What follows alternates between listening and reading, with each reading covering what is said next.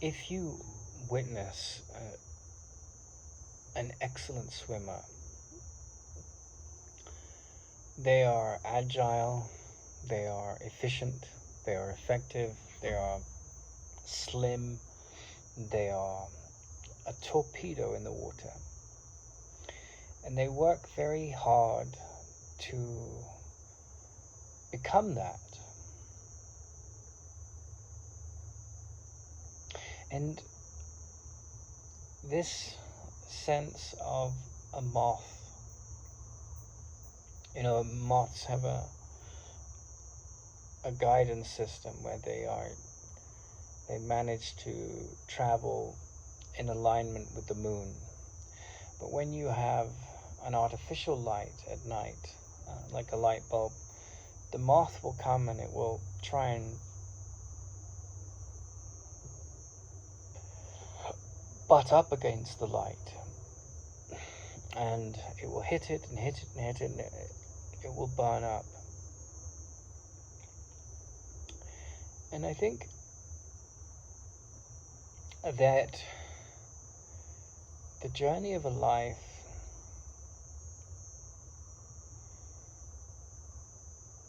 has parallels with the story of the moth. And you can see the story of the moth in two ways. You can see it as the passion of the ego burning yourself up to achieve goals that have no value. Or you can see it as the passion of the heart, which embraces the light and becomes consumed by it. And in that sense, the metaphor of the swimmer becoming completely aligned with its movement through the water, the great athlete that adjusts to this medium of living in your bliss, living from a place of peace, living in the waters of your peace, no matter what,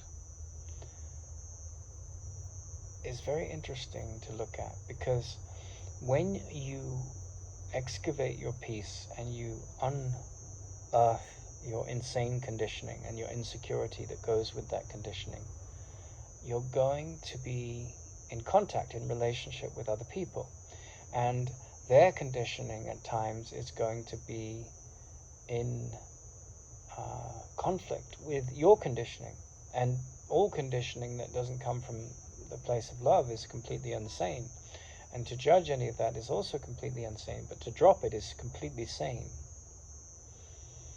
And so you can see yourself in this process of whatever you're doing with your life, asking the question, what is my motivation? And the motivation is peace. And the journey to peace, the propulsion that gets you to peace, is forgiveness of illusions, letting go of fear. So the movement towards sane passion is letting go of illusions, forgiving insanity, dropping them, not judging them. And the goal is peace. But if you walk from a place of peace, that means that you'll have the growing intuition to listen to what is insane, right? And not side with that. Say no to that. And in the process of doing that, people that are not so invested in that process of seeing through fear may judge you and condemn you. But you have to move from a place of peace and integrity. And in that sense, something gets burned up. The illusionary mind gets burned up. And so there's two meanings that you can associate with this moth that is flying around the lamp of the light of meaning. Now, in my life, I've been a whale research scientist. I've been a kombucha businessman selling kombucha. I've been an English teacher. I've been a waiter. I've been a manager of 2 businesses in India with 15 employees. I've been a massage therapist. I've been an artist model. I've been a photographer. I've been an editor. I've been a writer. I've been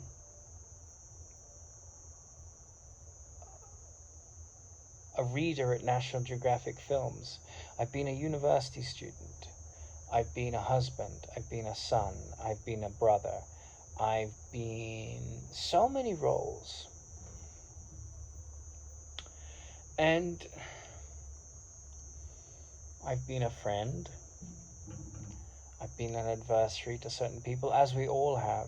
Like, it's almost impossible not to have to handle that in the world. A disagreement over the price of something, a disagreement over the way of doing something, a disagreement over the answer to a problem. You know, those things come up. But whatever our role is in life, the primary focus in terms of the metaphor of the moth up against the light is to follow our bliss, our deep interest. You know, because whatever you love to do, whatever interests you, whatever inspires you, there's no effort in it, and you're going to be good at it. Because if you're inspired to it, it's a joy, you know, and you forget time.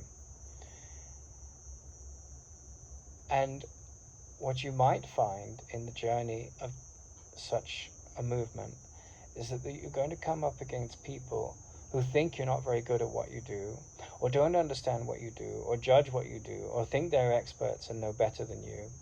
And often you'll meet people who are experts and do know better than you. And so in this movement, there's this constant need to be humble, to listen to what's talking in yourself and others, and not to judge any of it. But in that listening, to discriminate what is wise, what is helpful, and what is deconstructive in a toxic way. Because the deconstructive of the lie, that's healthy, right? The lie that we're not here all to be helpful, we're not here all to master being loving and to be loved, to master being loved. All of those things are helpful movements, and to trust, and all of it comes from trust. If you trust in your inner voice and you refuse to listen to toxic conditioning or give power to it, you circumvent it, you find a way to live in the world without becoming a victim of the insanity, then you are on a path to this passion of the moth that wants to become one with the light, as opposed to dying because of being burned up by a passion. And I think a really helpful thing to look at in that case is, again, the story of Mara and the devil coming to Jesus in the desert. You know, just got to leave the desert. That's the number one thing. Or Mara coming to Buddha in the Bodhi tree. And what you witness is when you're onto something, when the light is behind you, when you're moving from a place of love and meaning and power and possibility. And when I say power, I don't mean grandiosity or ego or importance in the world. I mean empowered. Like, you could have nothing and still be peaceful. There are billionaires that are completely conflicted and tortured, you know. It's not about your material story. It's about peace, which is the greatest wealth of them all. But I'm looking specifically at this importance of looking at when you're empowered and you're moving in the direction of your bliss and the universe is working with you, you will always attract your nemesis, right? And the nemesis is the most important part of the journey in a way, because the nemesis is the gift your brother brings you. And what I mean by that is that you'll get triggered. Your father or your mother or your sister or your brother or your friend or your co-worker or your stranger that you meet on the street, or someone you know will come along and they will say something that just completely puts you in a place where you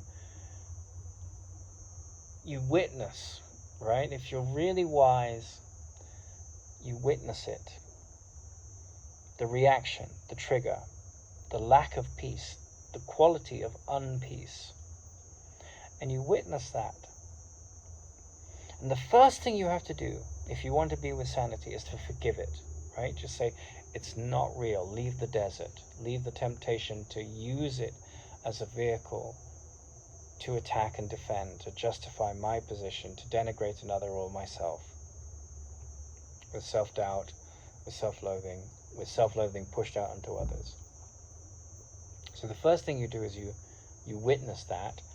The second thing you do is you forgive it. And the third thing, in the process of just finding that center of peace,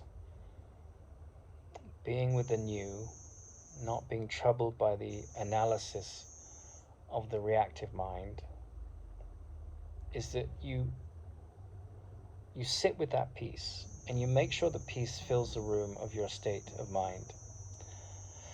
And then once you've mastered that, which is a very challenging thing to be good at, but you get better at it, the understanding of what's talking comes in, because what the person that's triggered you is showing you is, in the holographic story of the mind, a mirror to an illusion you haven't let go of yet. That you're not worthy in this way, that you're not worthy in that way. It can be projected out on how you see another, but it's all about your holographic seeing. So that is the great gift of discerning the difference between the passion of ego and the passion that is driven by love. So the passion of fear, which is I need to be important, I need to make money, I need to be loved, I need to be adored, I need to be saluted, I need to be popular. And the passion that says, what I am doing is an extension of my being. It comes from a place of authenticity and sanctity and heart. And when you see the difference between these two, there's no poverty in the second one, and there's endless poverty and insecurity in the first one. Because I will only be happy if you approve of what I say. I'll be only happy if daddy claps. Right? And so it's this juvenile insecurity. And of course we all love praise, we all love attention. But when that attention is rooted in fear, or the need to be approved of, which is a form of fear, and we all have a need for validation and approval, it's not unhealthy. But when it's coming from insecurity, it's extremely unhealthy.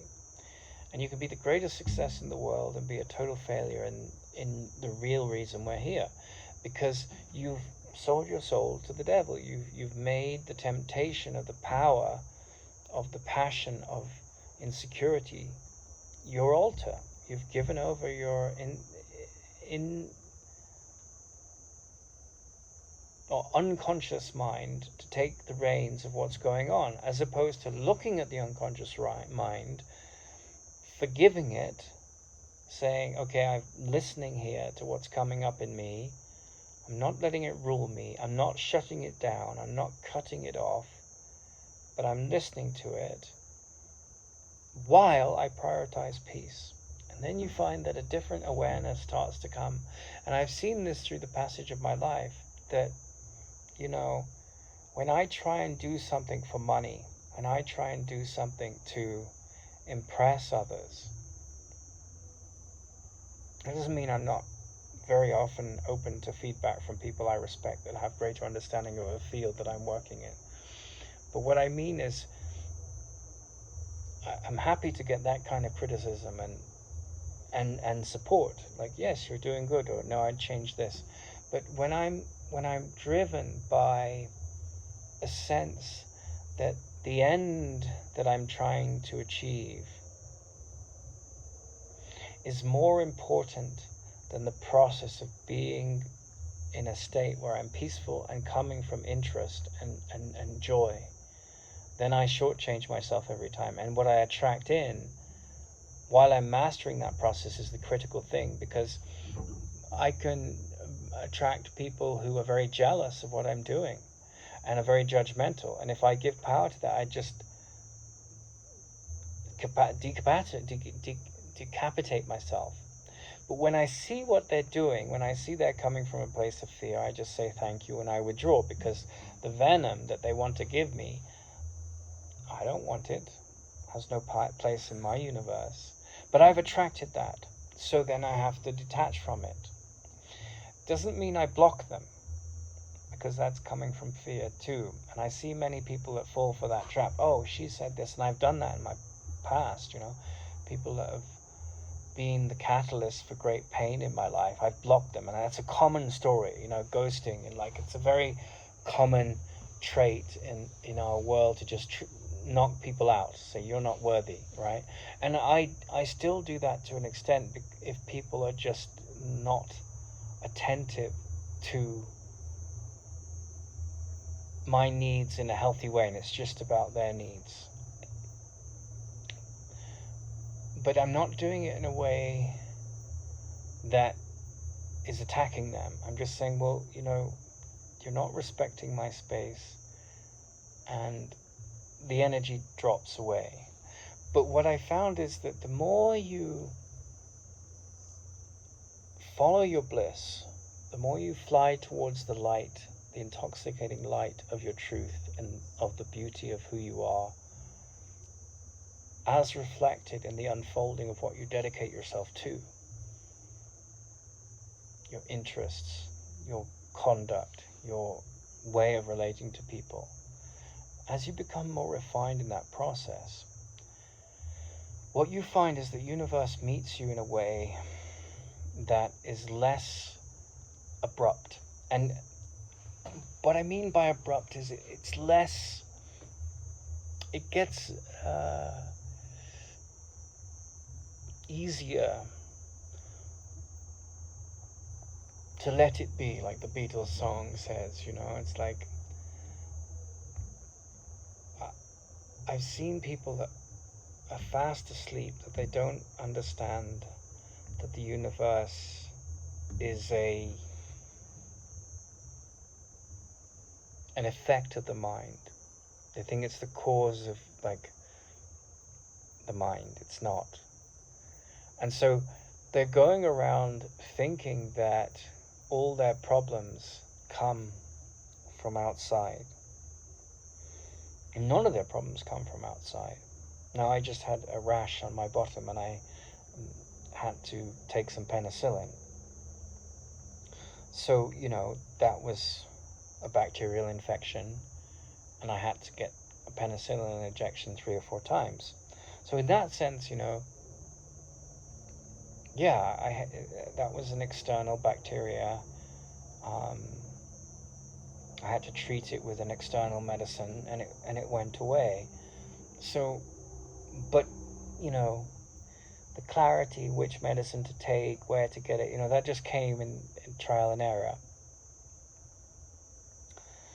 But I'm not talking about those kind of problems, They're very practical problems, very important problems to solve. But I'm talking about the problems that deprive you of peace. And of course, illness can deprive you of peace if you're not a very evolved mind. I'm talking about the kind of intelligence, the level of intelligence that's informing your decisions. And so if you're constantly saying, I need to sit in the place of peace and listen, as opposed to, I need to run around like a headless chicken. And we don't even think that way. We don't say, I'm going to run around like a headless chicken. But when you witness people who are not prioritizing peace, they're prioritizing money, they're prioritizing fame, they're prioritizing popularity, they're prioritizing a million forms of insecurity, they are actually running around like a headless chicken. And the fruits of that will be unhappy marriages, wealth that comes at a horrible price, importance in the world that is driven by mother and father complexes that are full of insecurity. And it takes enormous humility, enormous wisdom to look at those voices inside our heads and drop them. And after I got divorced a couple of years ago, I went, while COVID was going on, I went into a garden, and I was taking care of these two properties. There were two houses that needed a lot of work, and they were sort of emblematic. They were decaying, houses, and they were beautiful, and the garden was shining. It was a joyous garden. A lot of love had gone into the garden, and a lot of pain had happened in the houses. And I felt like the falling apart of the houses was symbolic of this healthy passion of the moth, which is dying at the flame, the candle light flame, or the flame of the light bulb, the dying away of these entities into the garden, this pure, beautiful, living energy that was the garden. And I was there for about a year and a half, taking care of the properties alone, processing a divorce, processing many shifts in my life. And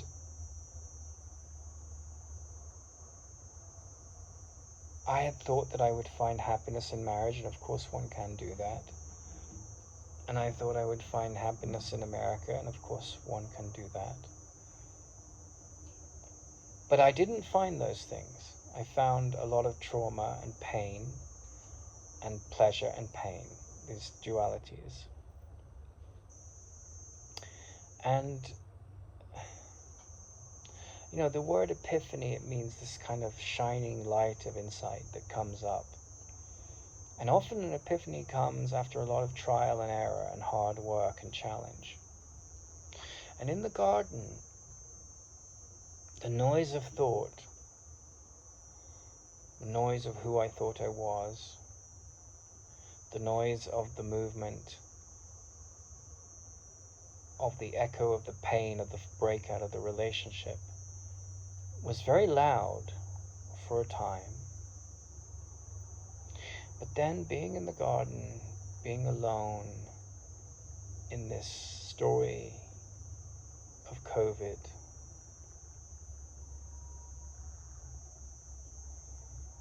it was like, I remember writing about it. It was like the mind stopped. And I looked around at the universe, and I was, cooking, washing, cleaning, working, all day, every day. But the mind stopped.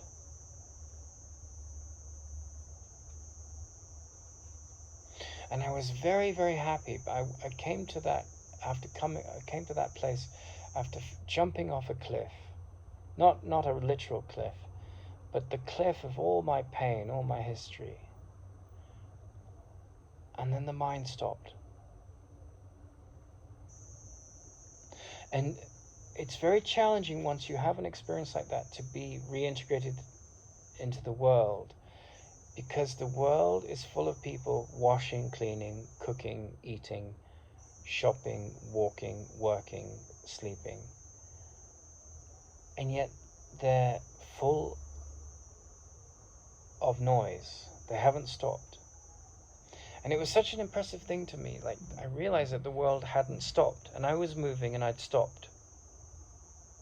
And I remember listening to a talk by Peter Kingsley, who's a sort of Greek scholar and scholar of Carl Jung, and very much a mystic. And he said, if you want to move,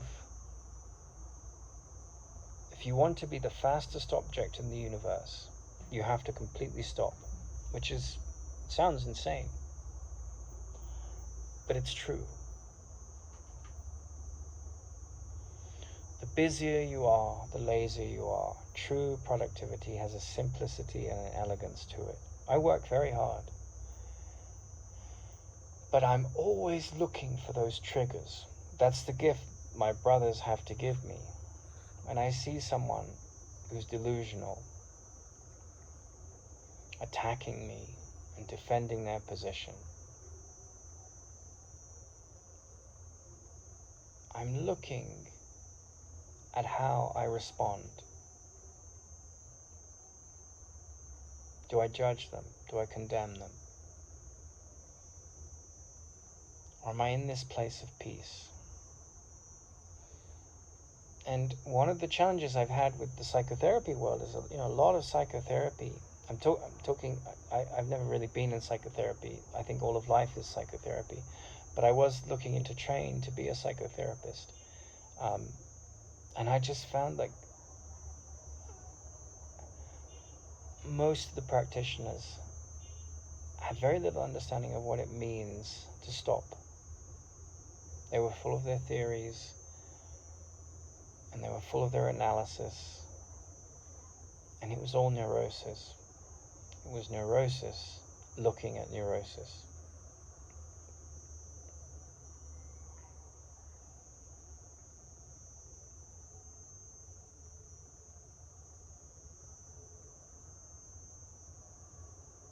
The most powerful thing in the entire universe is a still mind.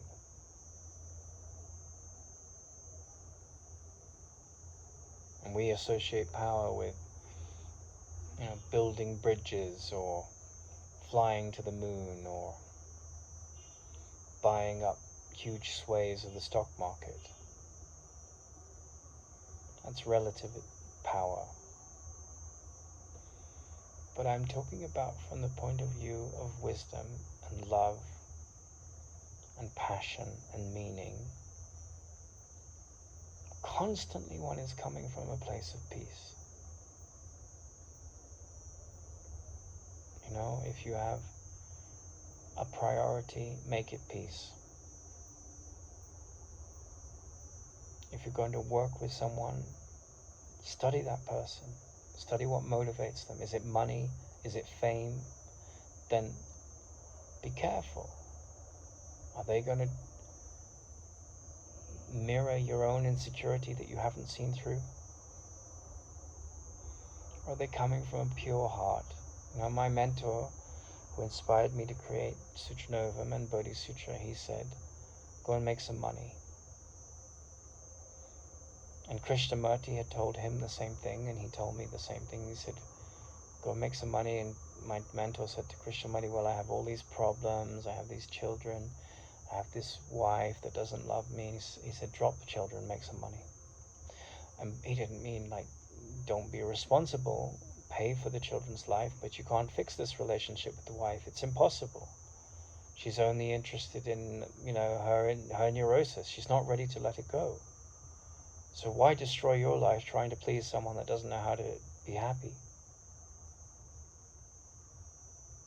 We can't be happy. You can't do anything sane unless you're sitting in the place of the healed mind. So if you are running around trying to heal other people or fix problems and you're not healed, you'll just create endless problems for self and others. And Krishnamurti met him like a wall. He said, listen, I have no interest in hearing about your problems anymore. I told you I'd give you 5 minutes. You wanted to know what I would suggest. The 5 minutes is up. Go and make some money and drop the children. So he wasn't interested in analyzing the problems. He was interested in focusing on the solution. And Tara Singh told me the same thing. And I've steadfastly been focused on making the money. Not interested in money. It's not my motivation in life. And the more I've mastered the wisdom of what I just said, the more I've seen that my motivation in life is peace, joy, laughter, light, love, connectedness. And I don't suffer fools gladly. I'm not interested in pandering to your victim mind, which a lot of therapists do. And I'm not saying you go in and you say, oh, poor you. Of course, you often say that. That kind of ego empathy is often very important and useful and very necessary. But if you're really interested in love, you say, I see the light in you, and this moth of your illusions that butts up against the light is going to die, and thank God. And there are other forces in life that will support you when you give yourself fully to that process. And I've discovered that. It's been very, very challenging. When you don't make your importance, your insecurity, the God on the altar of your worshipping, but you make seeing beyond that your primary focus in yourself and others, because perception is holographic. The universe sends you endless tests to master that, nemesis after nemesis, but then you see the trigger and you say, I can see this with peace. And I called a friend today to say something. I said, I've been thinking about something you said about the way I'm doing this business, and I categorically disagree with you. I don't think all the things you've said are wrong, but I don't think they're placed in the same understanding of where I'm coming from with what I'm trying to do. I think the design and the content is the most important thing in what I'm doing. And I think everything else will come together because based on that, and the purity of heart that's married to that. But all he saw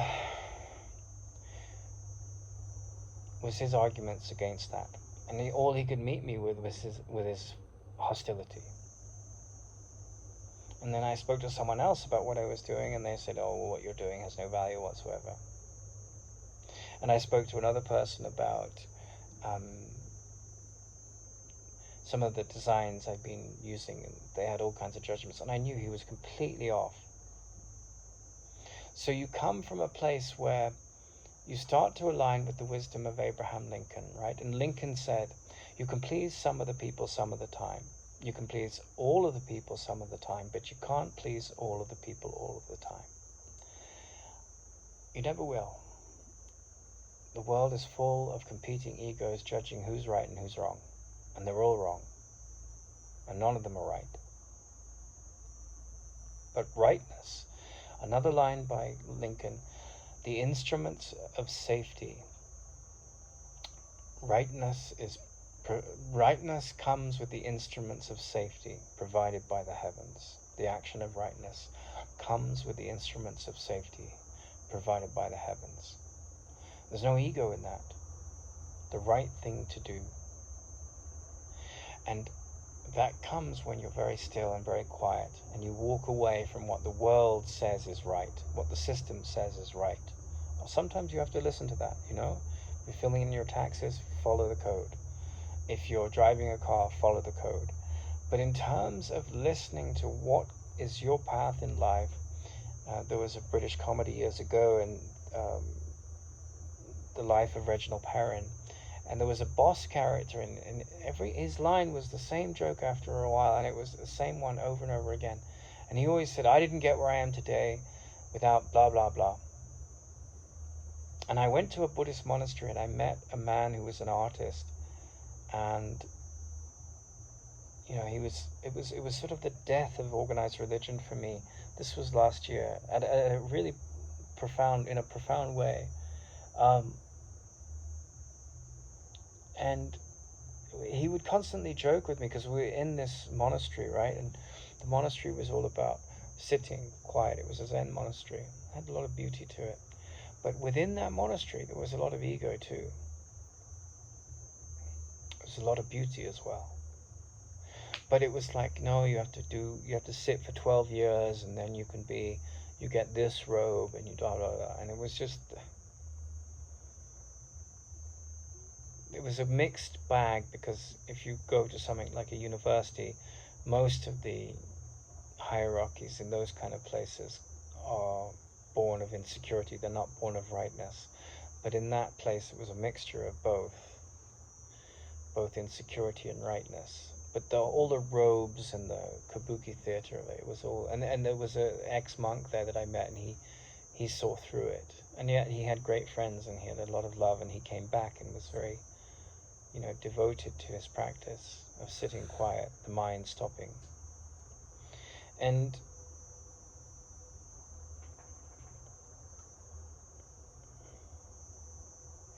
this man, he and I would joke, I didn't get where I am today without doing X, Y, and Z. And of course, if you're building a business, you have to do many, many things. But is the mind stopped? Or is it building up an idea of who I am? Look how important I am. Look at what I'm doing. Look how special I am. Then you are associating with the body of the moth, not with the spirit that joins with the light.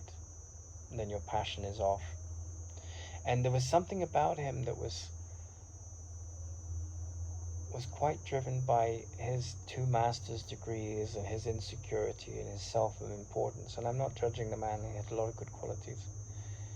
But it was funny that we would talk about this, because in the context of that place, which was devoted to doing nothing, so that the real could reveal itself.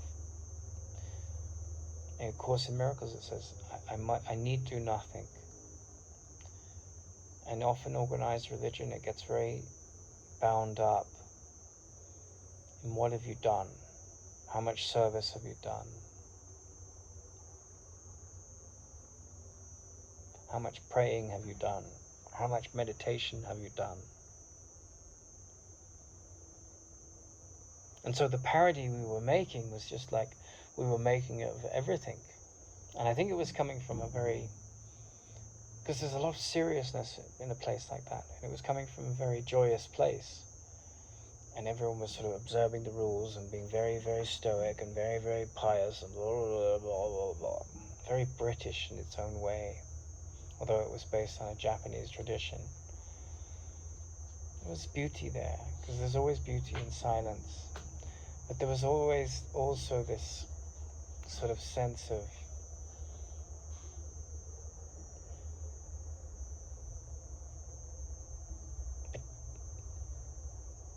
needing to achieve, needing to do things in this pious way. There was a lot of passive aggression and lack of spontaneity and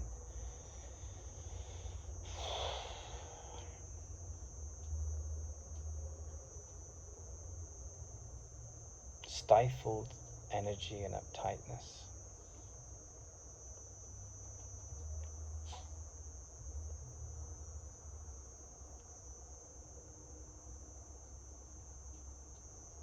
I didn't get to where I am today unless I had done what I liked. You know, I didn't get where I am today if I didn't do what I liked. I didn't get where I am today if I had done what I'd liked. I didn't get where I am today.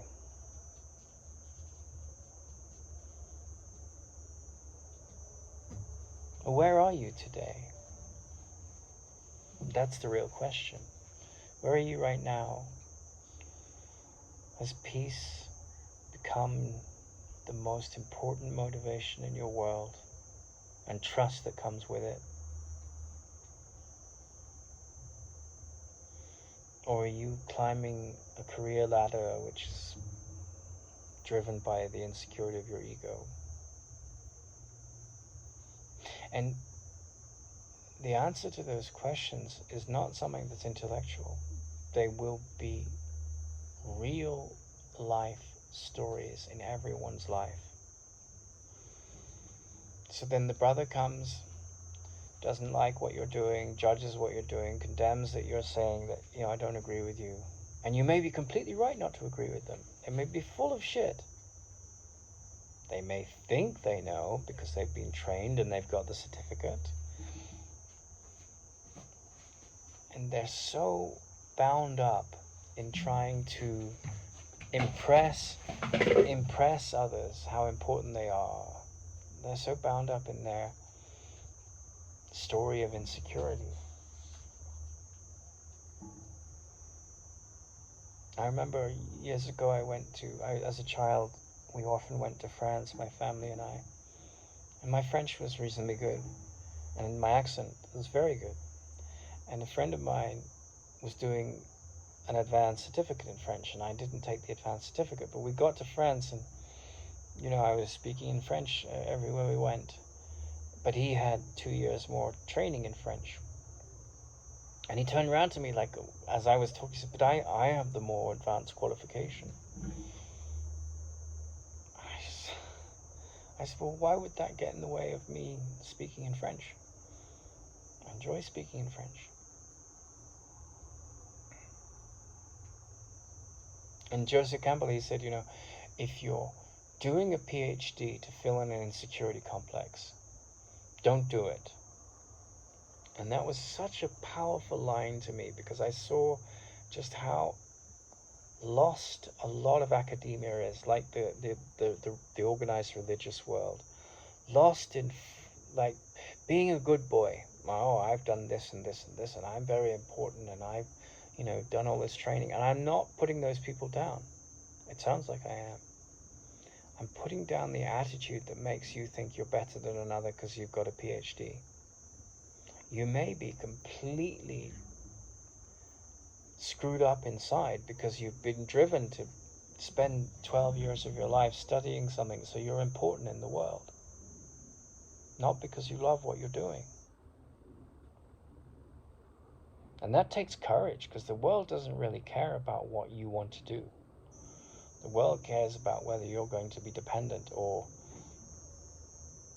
independent. If you're dependent, then you're sucking off others, then they're going to judge you. And I've met lots of extremely successful people who have nothing original to say. They're full of educated ignorance. And they can't see the insecurity. They're like the moth at the flame, and they think they're the moth, meaning that they think that they're the mind and the body, and they haven't stopped.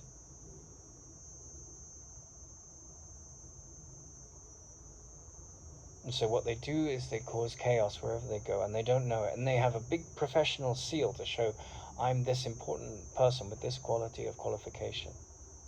And occasionally, you meet a man or woman who's bigger than their profession, and their training supports the swimmer that swims through the water like a torpedo, and they bring light to the world. You can find a psychotherapist who actually is a source of healing. You can find a plumber who loves his job. And the humility in such people is just, and the skill and the love of their work, they're like gems.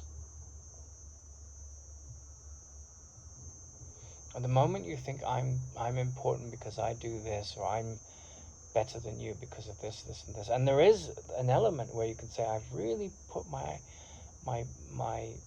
gusto into this, I've put my all into it. And so what I've created, it's like this beautiful story by Thoreau of he writes a story about a man that decides to make a walking stick. And it's the most beautiful story, because he starts to whittle the stick. No, he looks for the stick, and that takes a lifetime. And everyone around him gets old. And then he finds the stick, and then he starts to sharpen the knife, and that takes a few years. And then they start to get sick. And he stays young. And then he starts to carve the stick. And that takes eons, and everyone dies. And he's still the same age. And it's such a beautiful story, because he's talking about how, if you're coming from a place of peaceful passion, not insecure passion, then you'll get burned up, but you'll stay forever young. Meaning, you'll get burned up in the process, your ego will get burned up, and this forever young quality will emerge in the movement of how you're acting and how you're walking through life. Whereas if you're driven by your role in life and your pension and the fruit of your actions, and your importance in the world, and your standing in conferences, and your how many hours you meditate, and all of this stuff, you really do miss the point of looking at the gift of the triggers that your brothers bring to you. Because whenever someone comes to you from a place of unpeace, it's a gift for you not to be triggered by that unpeace. And the more you move into this place of peace, the more this inner guidance emerges of what to do with your life and how to live your life. And you'll know more and more what to say no to. Because anything that sacrifices your peace comes at a cost that isn't worth investing in.